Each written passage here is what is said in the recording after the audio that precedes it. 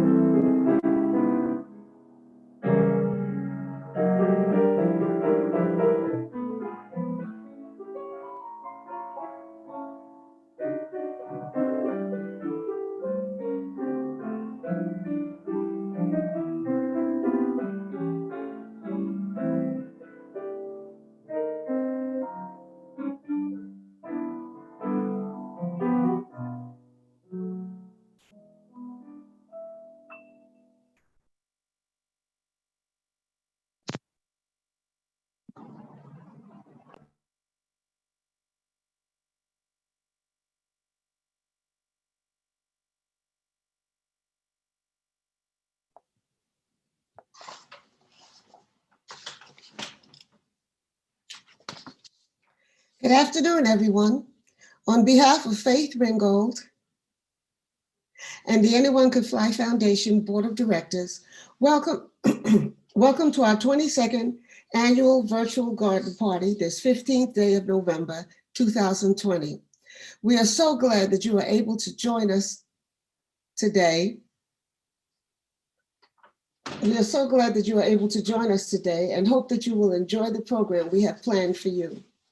You have already seen a slideshow, including previous garden parties and the marvelous art these have included, shown in the beautiful New Jersey gardens, accompanied by the melodious tunes of one of our favorite members of our board of directors, Joseph Camardo. The Anyone Can Fly Foundation was founded by artist Faith Ringgold in 1999 when we held our first annual garden party. Our mission is to expand the art establishment's canon to include artists of the African diaspora and to introduce the great masters of African American art and their art traditions to children and adult audiences. We are an operating foundation supported by people devoted to the visual arts. We received 501c3 status in 2002 and in celebration held our first annual art exhibition, sale, and silent auction fundraiser, sponsored by Jeff and Dorian Bergen, owners of the ACA Galleries in New York City. We continue these annual events until today. In 2004, we began realizing our mission by the annual awarding of a celebrated artist or distinguished scholar Lifetime Achievement Award of $2,000, plus travel expenses for the awardee and a traveling companion to attend garden parties at Faith Ringgold's Englewood Studios. This Lifetime Achievement Award honored master artists and scholars of the African diaspora who created groundbreaking bodies of work that changed the course of art history. If you want to support our charitable work with a donation to our foundation, you may do so at www.anyonecanflyfoundation.org at the Donate tab. The link is in the description in the comments below. We will begin our program now with the interview of the 2020 Lifetime Achievement Award recipient, Dr. Dawn Brooks-DeCosta, the principal of the Thurgood Marshall Academy Lower School in Central Harlem. Conducted by Howard University Associate Dean of Fine Arts, Dr. Lisa Farrington. The recorded interview will be followed by a live question and answer period afterwards. Everyone who'd like to participate can do so by putting your questions in the comment section on YouTube. I give you Dean Farrington and Principal DeCosta. I would like to welcome Dr. Dawn Brooks-DeCosta, winner of the 2020 Lois Mailou Jones Art Education Award from the Foundation. Welcome, Dawn. I get to call you Dawn. Dr. DeCosta. Thank you so much. This is such a wonderful honor. I'm so excited about this. Great. Well, my job today is to be your interviewer, so I'll ask a few questions, but we really want to hear all about you. So question number one, how did you start your career as an educator? So that wasn't my first plan, to be an educator. I was an artist. I went to the School of Visual Arts. My dream was to be a fashion designer, and I was very excited about that. And my family was encouraging me that I needed a job that would be stable and so that I could eat. And so they encouraged me to go into art education, where I would still be able to, pursue that artistic side, my passion, and at the same time be able to make a living and also share that skill with others. So after the School of Visual Arts, I went to St. John's University, and I continued with art education, fine art education. And I did my first master's at Queens College in art education. And I began teaching at the school that I went to as a child. My principal was my 6th grade teacher. My 2nd grade teacher was still working there. And that was St. Gabriel's School in East Elmhurst. And so I taught there for 2 years. And then I transitioned into the Department of Education, teaching visual arts in the Bronx and then in Harlem. And I've been in this same neighborhood of Harlem for 24 years. Which area of Harlem? So I started teaching on 127th Street at the Harriet Tubman Learning Center. And that's where I found Faith, and that's where we found each other. And then I transitioned, after 10 years being there, I transitioned here to Thurgood Marshall Academy Lower School on 151st and 7th Avenue. And so I've been here for about 14, 15 years. And so it's the same district, it's the same neighborhood, and I absolutely love being here. But my original teaching skill, which I still use as a leader, is in the fine arts. And I taught visual art and literacy for 10 years before for 15 years before I transitioned into the role of school leader. And so I still use my creative side all the time. I'm able to prioritize the arts for my children. I'm just able to impact a wider audience. But I love being in the classroom, and I miss it greatly. Wow. I can't believe you've done all that. You look like you're about 12. But that explains a little bit about how the foundation came to give you this award. I mean, that's an amazing background. But let me ask you a different question. Talk a little bit about yourself as an artist rather than educator. Yeah. So what I came to be really passionate about in my studies was portrait painting. And I was learning different mediums, and I loved oil. And then I came to work with more acrylic. Once I met Faith, I was teaching at the time, but she really did expose me to art from the African diaspora, which I wasn't actually very exposed to in my art studies at the School of Visual Arts. Yes, And I can understand. Yes, so surprisingly, I feel like my development really came as a teacher in my own art when I was working with them and teaching them about artists of the African diaspora. I felt like I was learning with them. and sort of creating with them at the same time, because I did end up having a real passion for acrylic, especially after learning a lot about Jacob Lawrence and really being excited about his work, and you know, wanting to work in those mediums and sharing that with the students. I often did the same work that I was doing with the students. And so it was really, I feel like that's when I really started to develop more as an artist, was when I was actually teaching. Isn't that amazing that we as professors or teachers learn as much from our students That's right. as they learn from us? That's right. That's right. Yeah. So give me a little bit more detail about how you transitioned from art teacher to your current role as principal. So I, about 10 years ago, well, in the Department of Education, we're all encouraged to go 30 credits above our master's degree. And so that takes you to like the end of the salary scale. So like all of the old teachers that were there that I listened to very carefully would tell me, go to the end of the salary scale, because when you retire, you want to make sure that you're at the top of the scale. So my first thinking was, let me do something that I can actually use, right? So I had no intention of becoming a principal. No desire. I love being in the classroom. I love being with the students. The visual arts is my passion. I used to take the kids to museums all over the place. We would go out of state, in state, any exhibit that we want to see. We went to Philadelphia to see Elizabeth Catlett. We would go see Jacob Lawrence, wherever that was. We would see Romare Bearden. We did so much. Wow, your students were so fortunate.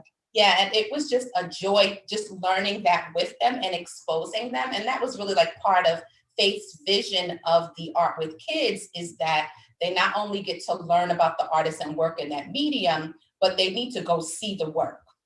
And so that really prompted me to be able to take my students out and have them engage and have these grand conversations in front of the piece that we have learned about, on top of being in Harlem, where many of these artists lived, and being able to walk on the same street that Romare Bearden painted, or pass in front of, you know, an apartment where he lived. So that was really rich. So I loved all of that. I loved every minute of that.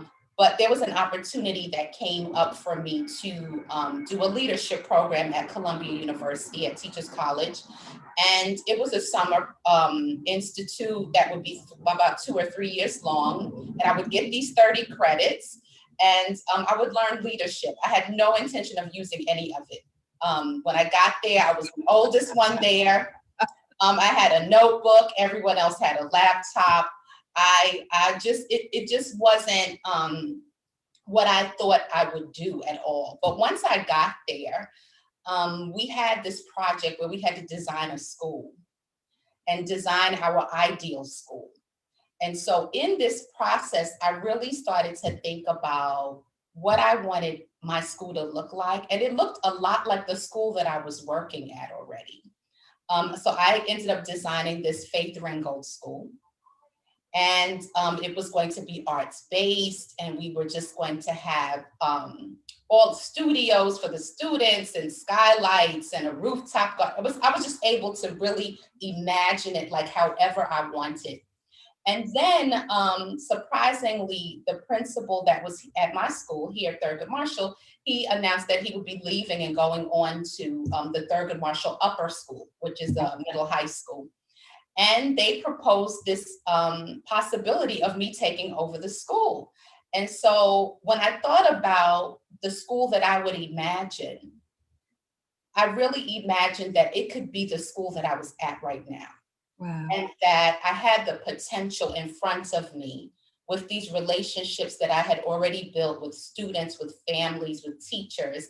We already had this deep commitment to the arts that I felt like what I would have designed, I could actually do right here. So I don't know that I would have done this anywhere else, but it's been my absolute joy. I still love it, even when it's difficult. Yeah. And it's very difficult now, but I still love it. I feel like the school is my family. And I see such potential in all that we, are doing and can do. And so as long as I love it, I'll continue to do it. But that's kind of how it happened. It's not the trajectory that I planned. But I definitely feel like I use that creative side of my brain as a leader all the time. Wow, it's something. Something you said right now, you said it's not always easy, especially now. Right. Tell me about your experience as the principal of a school that has so much focus on visual art in handling the virtual environment. Yes. So this has been a challenge. Because we're used to being physically close. Yeah. We also have a real focus on social emotional learning here and being emotionally connected to each other. Yes. And so now that we are distanced, we have had to find ways to keep our school culture and maintain who we are in this virtual space. And so what we have learned is that it's about relationships, and that relationships and connection is like number one. Yeah.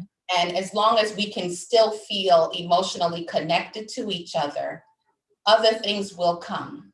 And so surprisingly, even though we've been through these challenges, we've had to kind of change our mode of engaging with the arts to a more visual mode where we're looking at works of art or we're taking virtual museum tours online.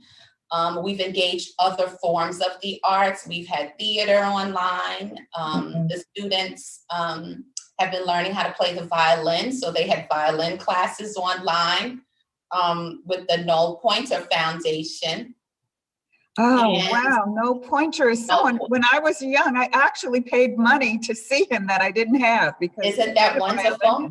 Yeah, wow. so his wife has this wonderful organization and we've been working with them for the past few years. And it just so happened that we had told all the kids, because everything happened very quickly, to just take their violins home. And we kind of didn't know what was going to happen, Right. but they were able to continue this work online. We have a partnership with the MoMA, a partnership with the Studio Museum in Harlem, and they've been able to engage, but we have to be creative because sometimes the materials are not there in the child's home. And so we have to be creative about what materials we might use. But I think that being connected has been really important to us to maintain this culture that we have, because we don't want them to feel differently. We want them to feel that they're still connected with us, especially through all that's been going on. We went through the George Floyd murder, we've gone through the pandemic, and really trying to give the students, the parents, and the teachers a platform for their voice. And the arts are a wonderful way to be able to do that and express yourself, and express that pain and that grief that we're all going through, and the hope for the future, the optimism that we hope to have for the future. So how long were you principal before the COVID crisis? So this is I'm going into my 10th year. So about 8-9 years. Yeah. It was my 9th year that we went into it. And you had to shift gears so suddenly. Oh my. So yes. Yeah. And it's still every day is different every day, even now. Yeah. It's so strange to see the kids so isolated, like they're sitting in these cubicles and we're all online. Even the ones that are here in the building with us. Yeah. We're not physically close to each other because we have to be distanced. We're wearing masks. It's just the kids are not able to have recess like we normally would. We don't have any visitors. We don't have any artists coming in. So we really have to adapt, and every day it changes because the pandemic, as things change, we just keep changing. Well, they're so fortunate to have you as their leader, and your flexibility is what's going to make this interlude, successful learning experience despite the challenges. Yeah. Yes. So now you alluded earlier to how you came into contact with Faith Mhm. for the first time. Can you give me a little bit more details in how you came to meet her and begin working with the Anyone Can Fly Foundation? Yeah, so I was teaching at the Harriet Tubman Learning Center, and I think it may have been Barbara who was looking for a school. Barbara Wallace, Barbara Faith's Wallace, daughter. Faith's daughter, looking for a school and a way, because Faith wanted to connect with students. You know, she had been a teacher for so long, and I guess was feeling that need to be back in a school, to be in a classroom in the neighborhood where she grew up. And so somehow they found me, and I was teaching visual arts, and she came to the school, and it's kind of like, I don't know what happened there. We just had a connection, and she came with me when I moved to this school. And so our connection has been probably about 15 years. And I consider her a mentor, and everything that she has to offer is just immense. Even to this day, she does so much for our children here, our families, our staff. And this has been going on for 15 years that she continues to give herself in this way. And we gain so much from just knowing her and being in her presence. The students study her. She's given us so much. They go to her home. There's so many things that they would otherwise never experience if this connection had not started. And so it was just fate or whatever, but she shaped who I am as a teacher, as a leader. And I really feel that way, that I am where I am because of my connection with her. Wow, that's beautiful, really beautiful. Yeah, Faith is that kind of woman. She gives you, just by being herself, an example of, you know, how you can be a strong leader, how you can be innovative and creative and open-minded. And she also taught for almost 20 years in New York City public schools before she became the famous Faith Ringgold. So she knows what you know. Yeah, that's something. So how do you see your future, the future of the Thurgood Marshall Academy Lower School? Where is it going to go from here, do you think? I think that we have impacted so many children. Our first class, our school opened in 2005, and our first class, they're now juniors in college. And so we want to just keep going. We want to continue to impact the lives of children. Our mission here is that we feel like we are the village that raises the child. We are working together to raise these children in a difficult time. And we are raising activists and change makers and future leaders. And we just really want to arm them with everything that they need to be successful and excellent. And so we'll keep doing that, and I'll do it as long as I love it. And I still do, but because I feel like I'm making a difference. And so that makes me feel good, even when it's a struggle. Yeah. What are some of your challenges outside of the virtual learning environment? Yeah, so, funding is always a challenge. Having enough resources to do the things that you want to do.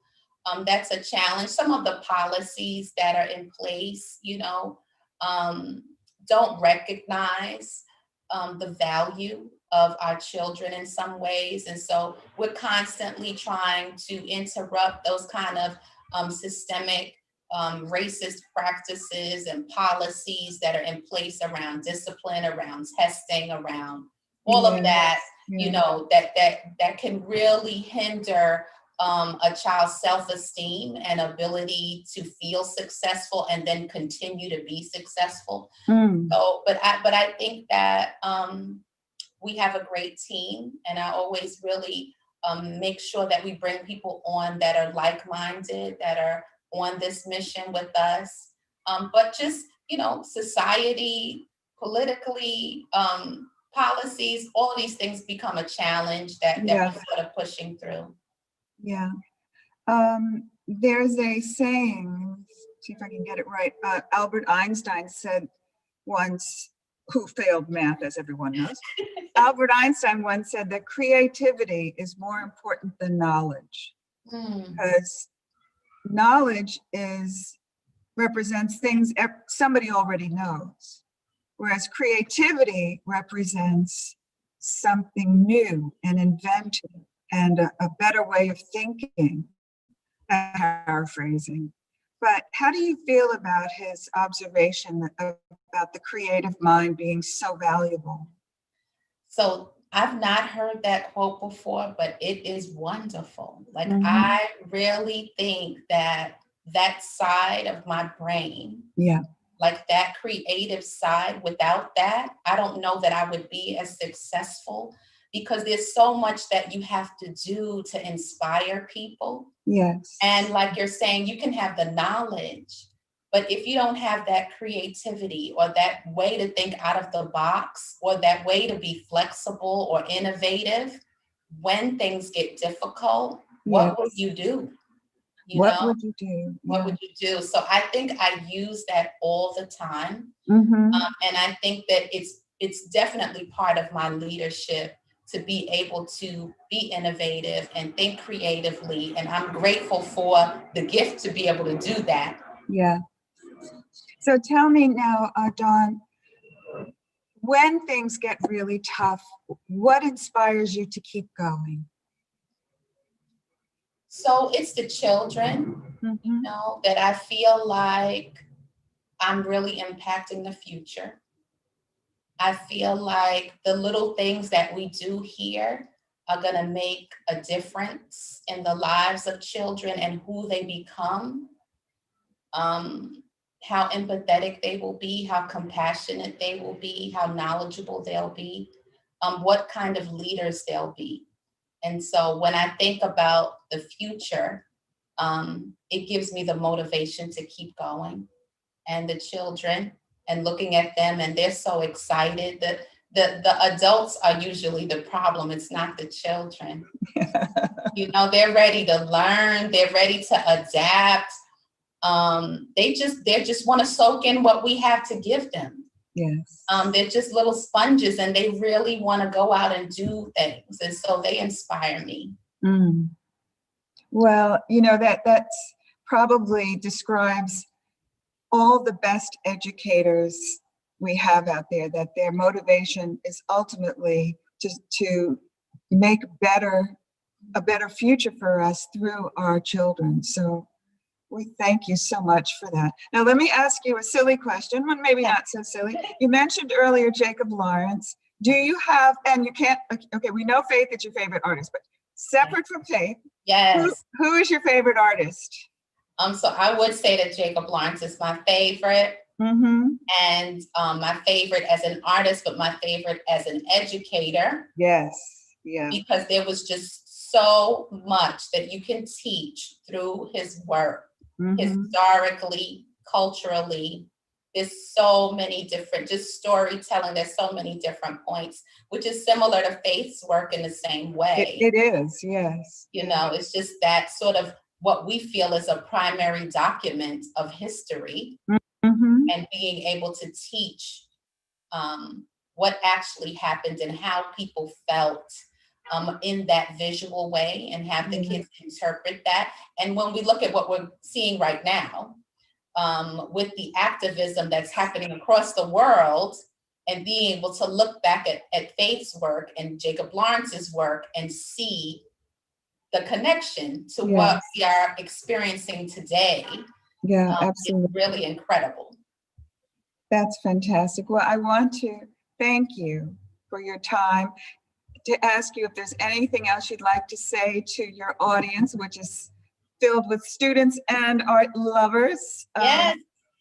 I just want to say thank you for the opportunity to be in this space. And I just so appreciate Faith and her family and the Anyone Can Fly Foundation for just being a part of my life and my career and my leadership and my students, my family over these years. Thank you. Well, I want to thank you back. I want to say congratulations again. And I'd like the viewers to know that even though this interview was taped, it was only taped once. We didn't rehearse it. So it's very real. And both Dr. DeCosta and I will be at the 22nd annual virtual Yes. Anyone Can Fly Foundation Garden Party on November 15th at 2 o'clock. So we can answer any live questions you have at that time. So be safe, and we'll talk to you very soon.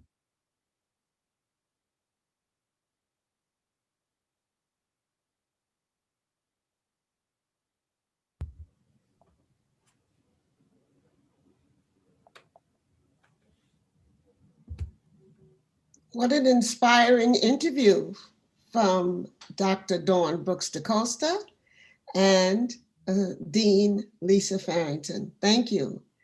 Wonderful, I must say.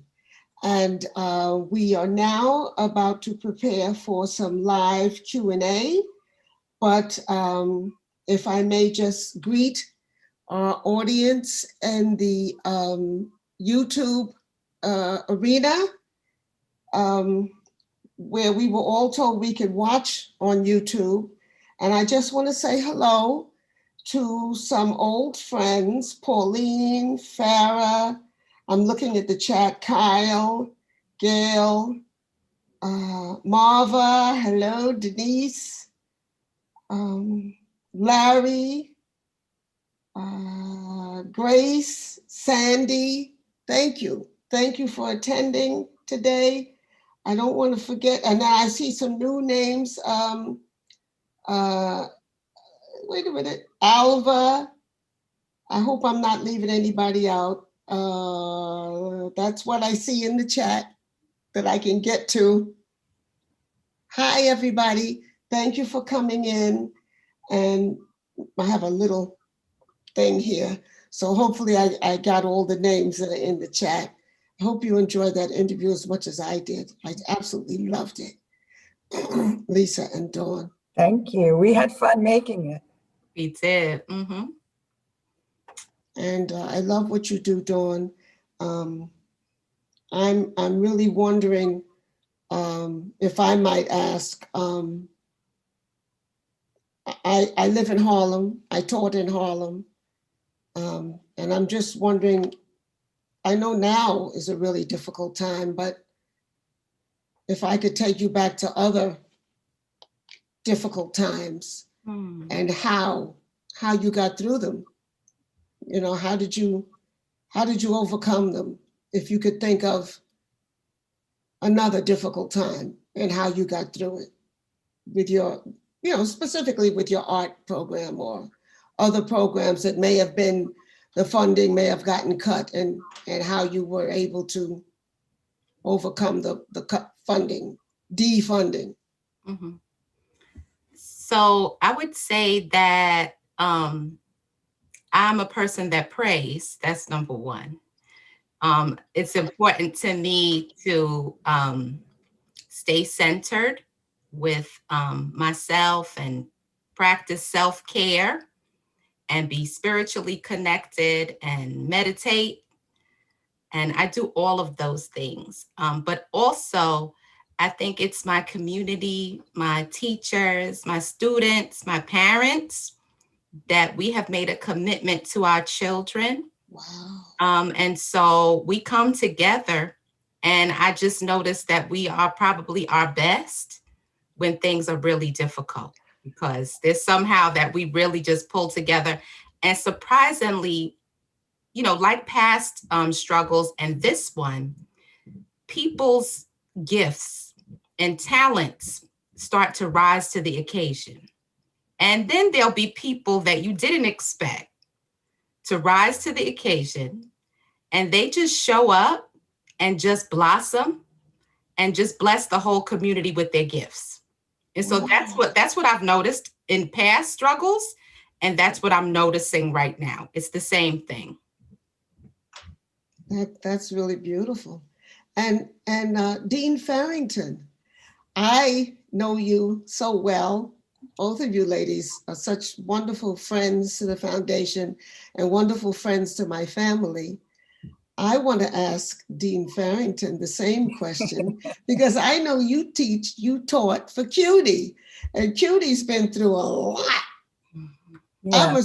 My family, my mother, my sister, my aunt, we all graduated from CUNY, City University of New York. Same question.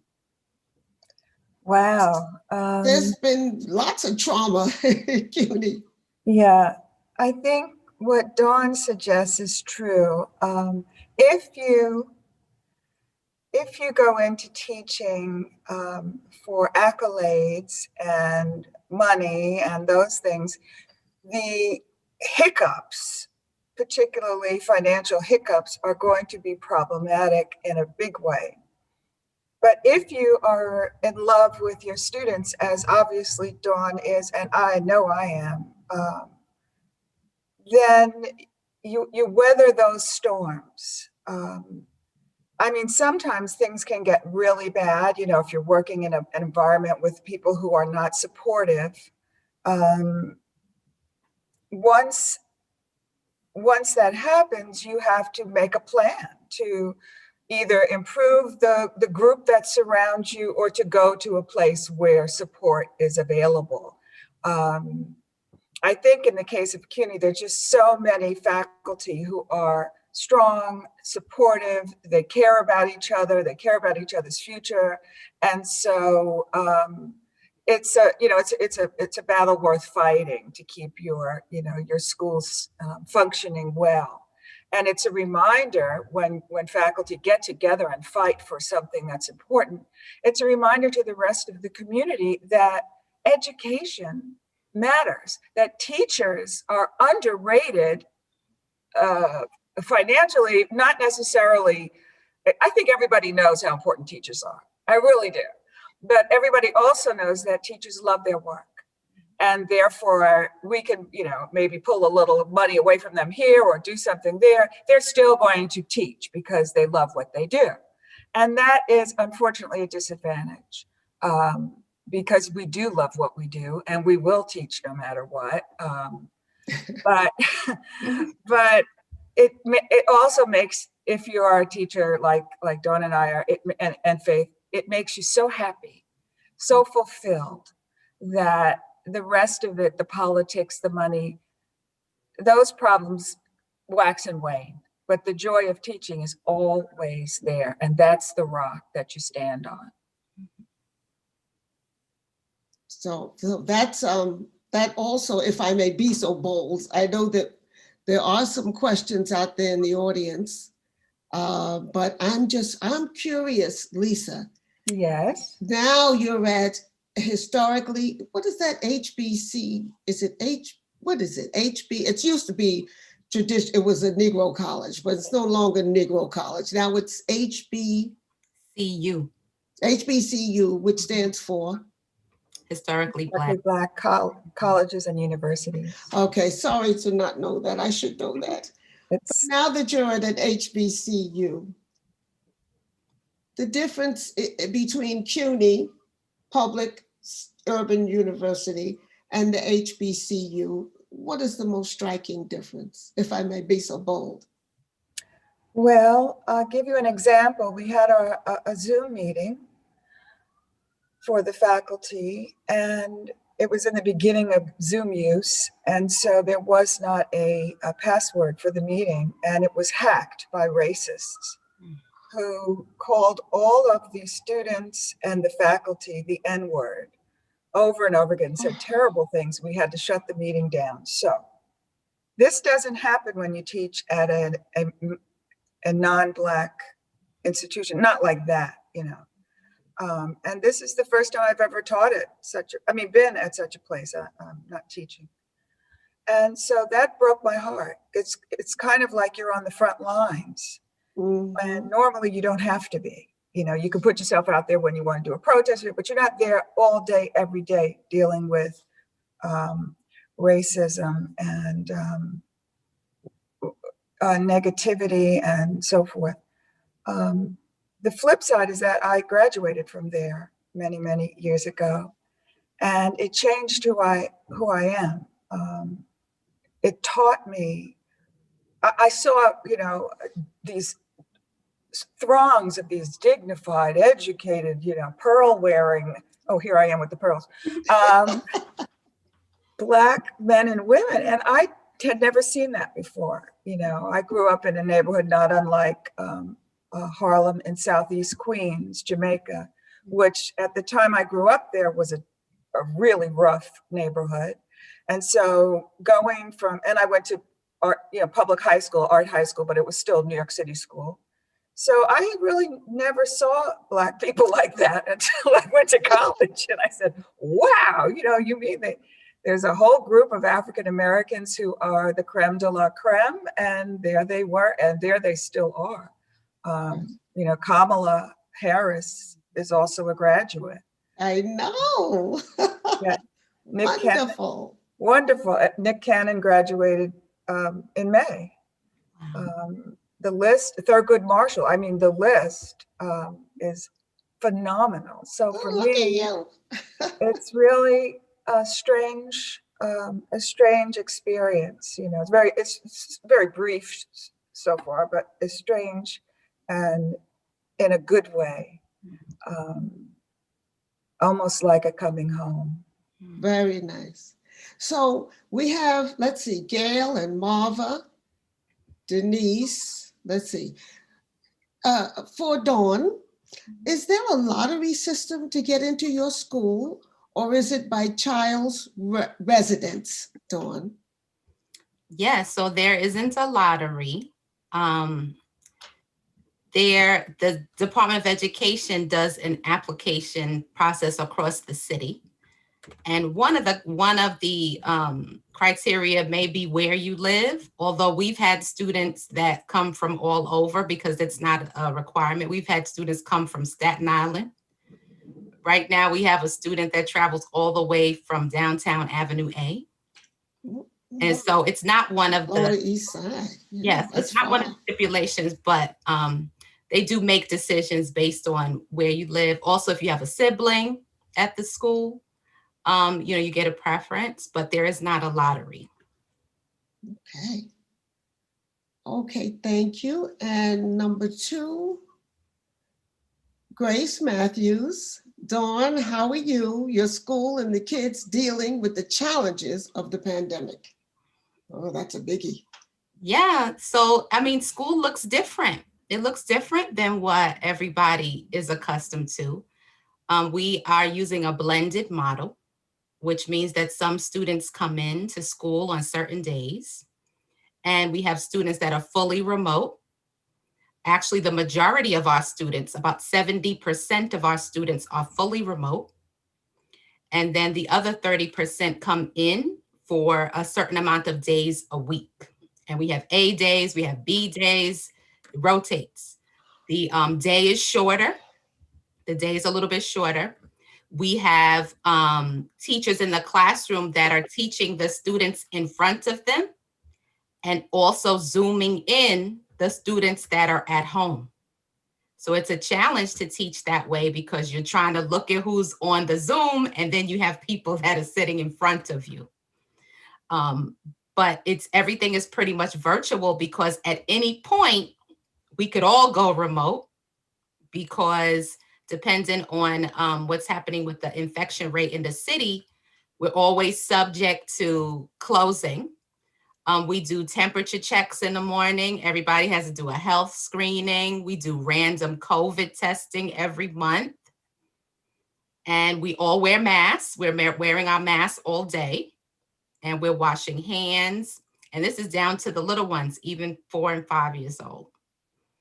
So it feels different and it looks a lot different. And we're just trying our best to make this virtual experience as engaging as possible. So we do other things. We're learning, but we try to learn in fun ways.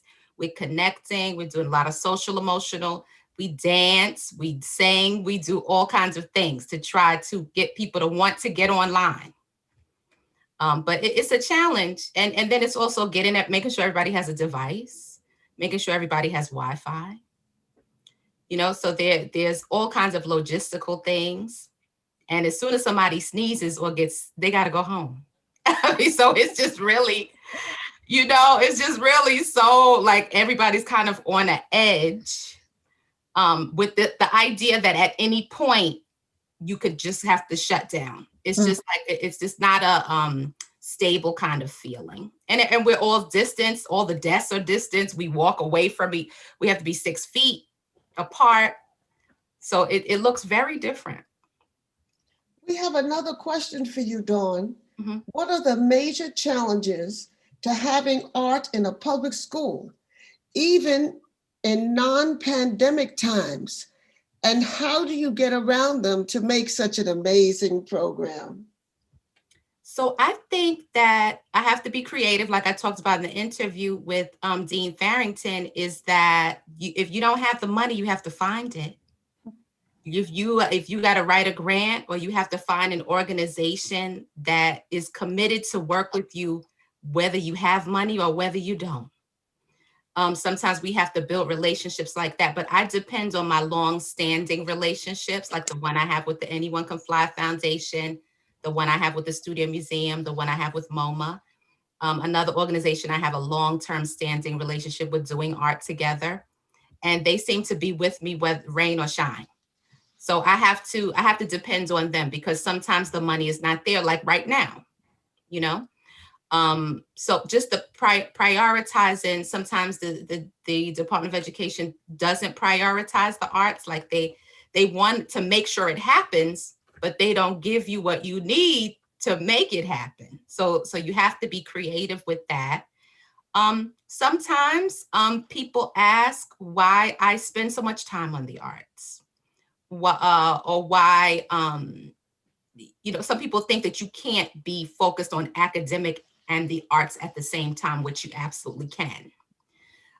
So we see them all as needed in this holistic environment, in this learning, this whole child learning. It's not just about math. It's also about the creativity. And so I don't prioritize one over the other. So I've been asked why I spend money on it. I've been asked why I have so many partnerships. And this is more, upper level, kind of like why is so much of your budget go to that? Or why are you maybe interrupting the instructional day to do that? So it's just questions like that. But once they see what the kids can do, and our kids are actually achieving well. So we're an example that you can do both. You don't have to forsake one for the other. But it's a challenge, it's a mindset challenge, I think. Dawn, the government, the US government conducted a grand survey about students who study art. Yes. In elementary school, and the outcome was students who studied art outperform students who don't in math and science. So the next time they ask you, just give them a link to that study, and that should do it. That is very good, because they like data. And the data is there. Is there. Working the right brain makes the left brain work at a higher capacity. So problem solving is a right brain activity. Art is a right brain activity. And so what Einstein was saying, as we talked about in the taped interview, is that if he didn't have a creative brain, he couldn't imagine something that didn't already exist, like the time-space continuum, or his theory of relativity. So it's foolish to ignore the right brain, because you are handicapping genius, the development of genius. I'll speak at the next Board of Education. I'm gonna call you next time. That's wonderful. I love that. Started on the importance of art.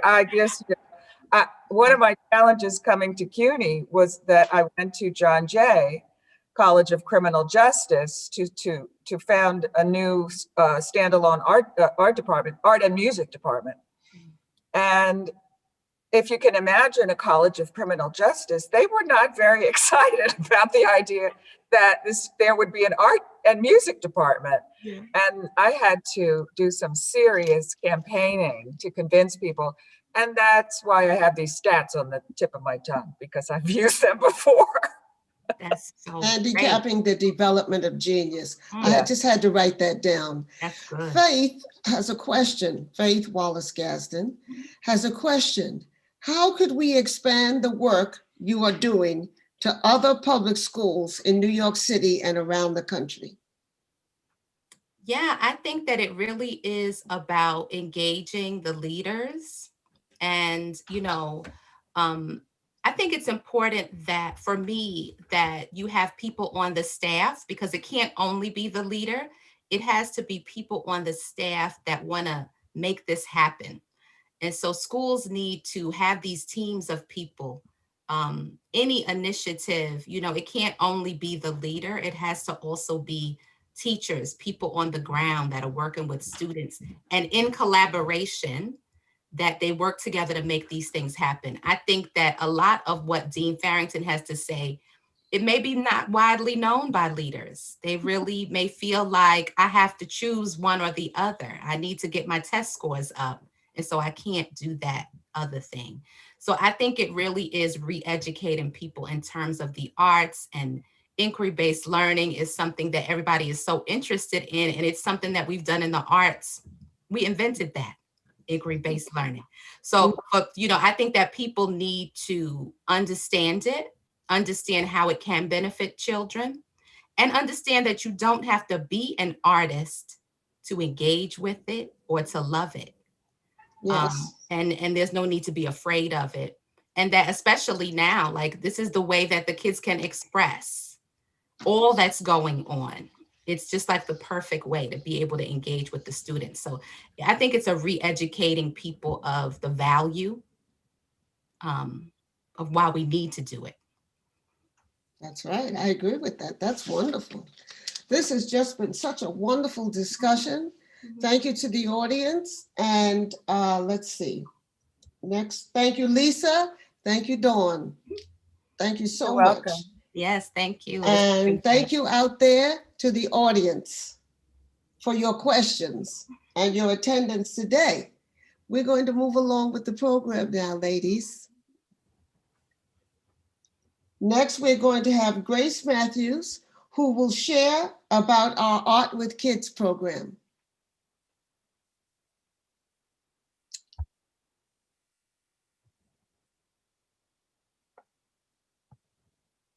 Hi, everyone from California.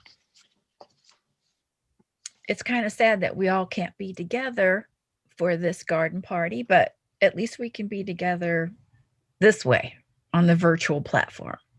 I've been asked to speak about the Art with Kids program. When Faith and I first conceived of the Art with Kids program, the program consisted of 3 components: a lesson plan, an art making workshop, and a museum or gallery visit. The program incorporated art teachers in the greater New York tri-state area. The Anyone Can Fly Foundation maintains a list of African American artists, master artists, born before 1920 and whose careers were at their height before the 1950s. We provided art teachers with lesson plans, including slideshows, art making workshops, and museum visits of one of those artists from our master list. These plans were the product of the Art with Kids granting program and are still available on our website today at anyonecanflyfoundation.org/masters. Thank you to the Art with Kids scholars Linda Camardo and Trish Maunder for lessons on Romare Bearden, Elizabeth Catlett, Jacob Lawrence, and Horace Pippin. Robin Miller and Julie Kriegel also taught in our early Art with Kids program. Later, we brought the Art with Kids program closer to home to Central Harlem. At that time, Dawn Brooks-DeCosta and her Thurgood Marshall Academy lower school art classes became the primary locale for the program.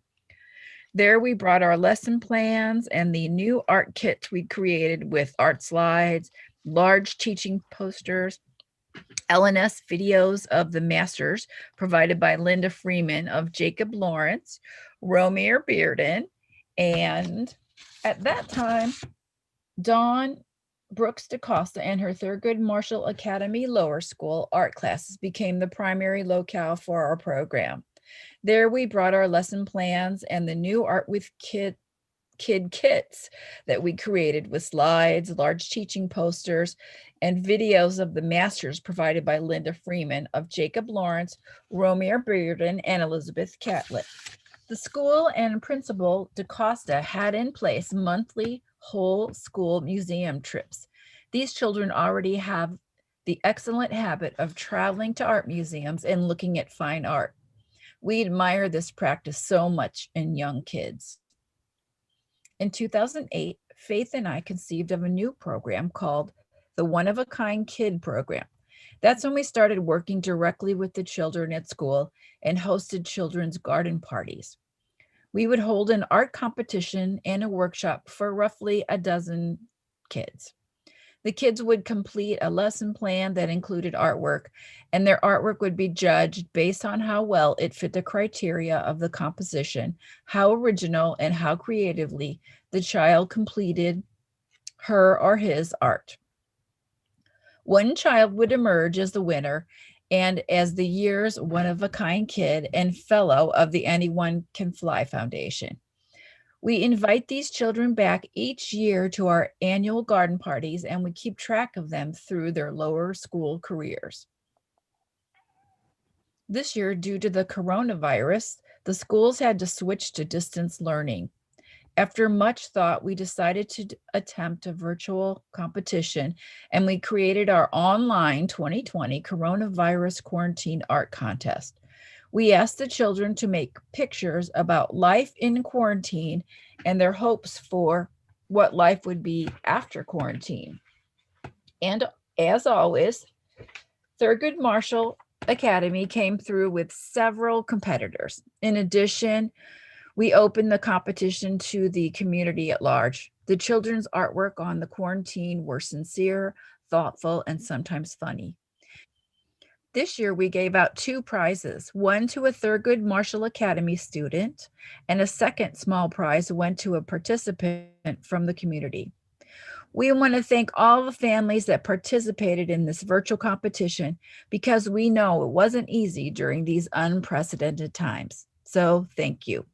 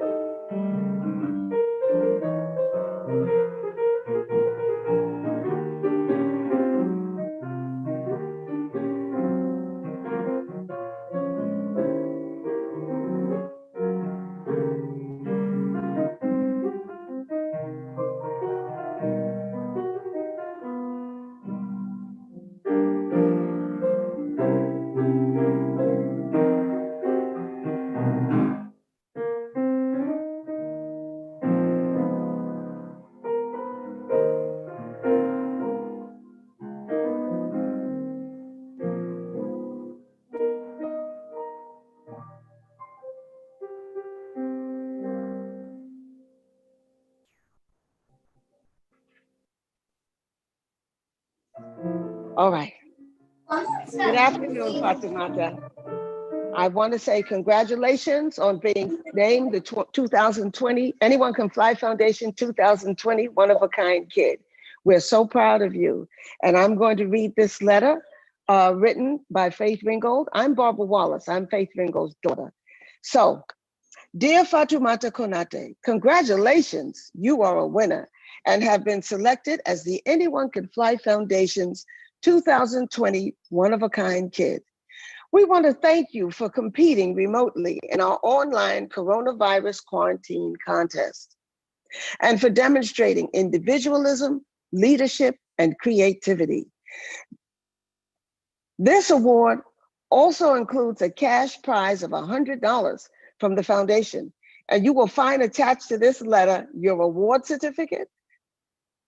Principal DeCosta is presenting you with this letter, your award certificate, and a postal money order for $100 from the foundation. We are so proud of you. The Anyone Can Fly Foundation Board of Directors encourage you to remember the importance of your imagination and your creativity. You can fly. We welcome you as our newest fellow of the foundation and invite you each year to foundation events. This year, our 22nd annual virtual garden party event will be held on Sunday, November 15, 2020, from 2 p.m. to 3:30 p.m. Please save the date and we will contact you with the internet address. Yours sincerely, Faith Ringgold. On behalf of Faith Ringgold, President, Anyone Can Fly Foundation. Would you unmute your mic, Fatima? Okay, there we go. And I think you have something you would like to say. Yes, I have a letter and I would like to present to you. Yes, please. I want to thank you for letting me in this competition, and I appreciate so much from the bottom of my heart. So I wrote you a letter that I'm going to read. Yes, thank you. Dear Miss Ringgold, thank you for letting me in the Another One Can Fly Foundation contest, and how you wasted your time to look at many beautiful artists in every country, and how we got to drive the coronavirus contest, and it inspired me to do more contests and do more art. And once again, thank you. From Fatimata Konate to Miss Ringgold. Well, that's just lovely, Fatimata. And would you also please hold up your certificate? Yes. That's beautiful. I hope that you thought it was beautiful. Very good. Okay, well, thank you again for coming on with us. Thank you for letting me. Yes, thank you for your beautiful artwork, and best of luck in the 6th grade and for all your life. And we'll see you, hopefully you'll join us on Sunday, November 15th, and we'll see you every year at our Anyone Can Fly Foundation garden parties. I think we're done. Bye-bye. Bye.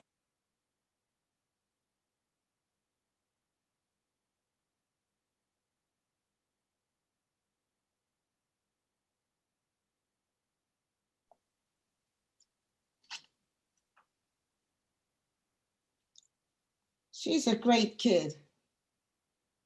Congratulations, Fatimata.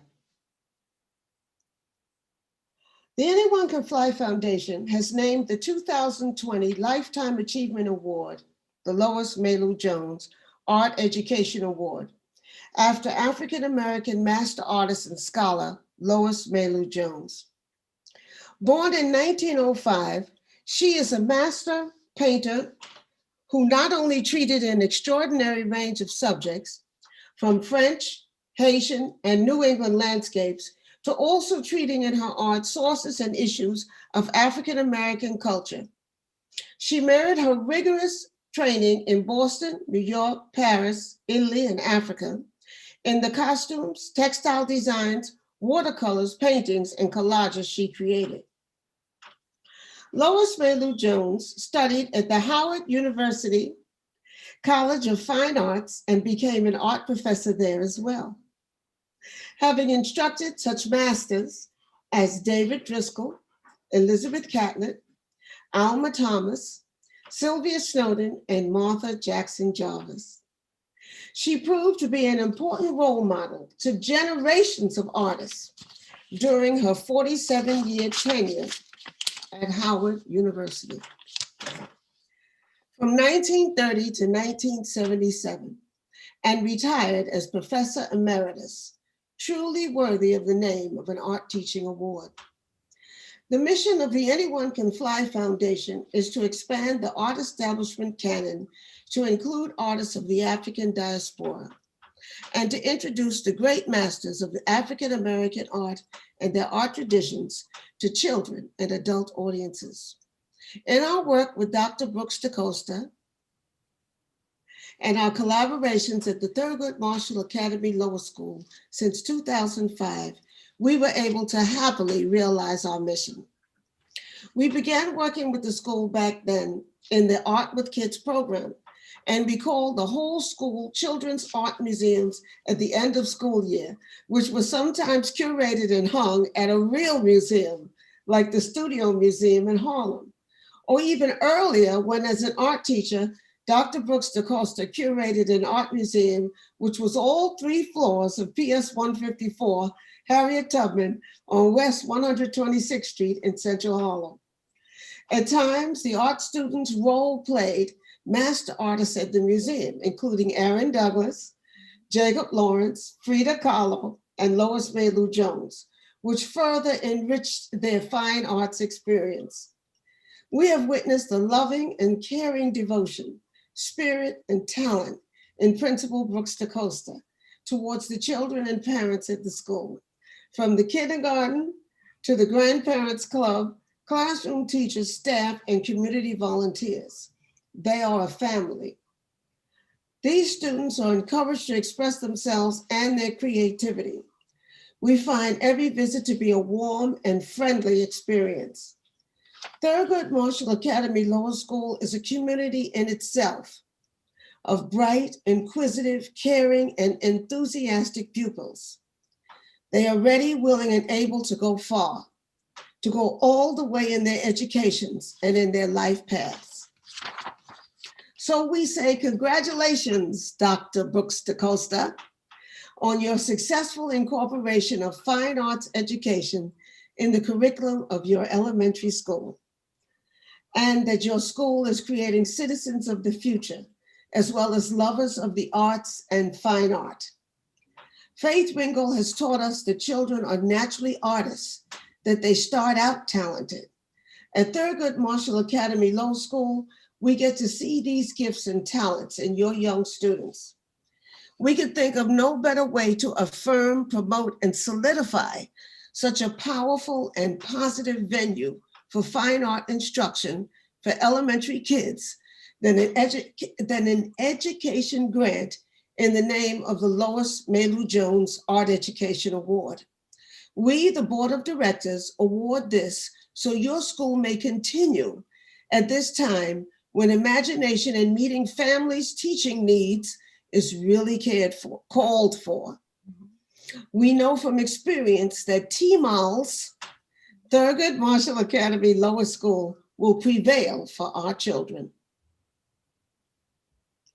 So there we have it. And I just want to say one more little thing. New Yorkers have been hearing in the news about the surge in the virus lately and may be wondering what happens to fine arts instruction in public schools like yours, when young children might maybe only have distance learning. What then? Yeah, so first I want to say thank you so much. Are you on? Is she unmuted? Oh, what's over here? Okay. Thank you so I'm sorry, much. I can't hear you. Oh, okay. Thank you so much. Might maybe only have distance learning. What then? So I want to say thank you so much. Are you on? Oh, what's for this award. I can't hear you. Oh, okay. And